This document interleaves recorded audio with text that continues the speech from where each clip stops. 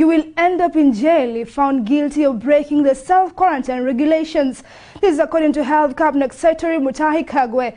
According to the CS, all persons traveling into the country are required to sign a legal document at the points of entry, binding them to self-quarantine for a period of 14 days. Self-quarantine is one of the measures taken by government to mitigate the spread of the deadly coronavirus. People with a high risk of exposure to the coronavirus without taking precautions will face a mandatory quarantine under the public health orders. This is according to the Health Cabinet Secretary Mutahi Kagwe. Speaking at the ministry's headquarters at Afya House in Nairobi, the CS reiterated President Uhuru Kenyatta's directives on measures the country should take to stop the virus in its tracks. Isolation occurs when a person is known or believed to be infected with the disease and potentially infectious.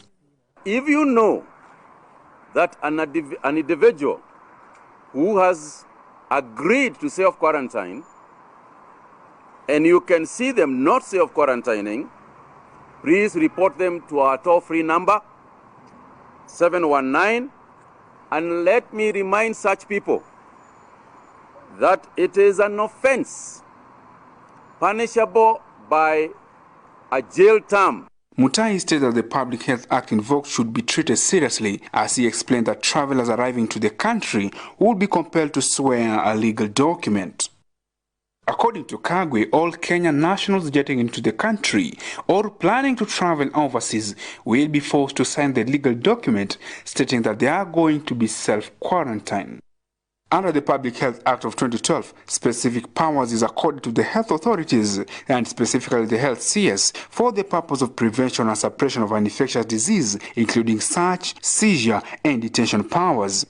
The power to designate any place as a quarantine area, including ships and aircraft, and the power to restrict or ban immigrations to the country. Kenyans who are traveling from outside the country, it is now clear that the threat that we face, first and foremost, is the threat from Kenyans who are coming from overseas, or Kenyans who have visited overseas countries.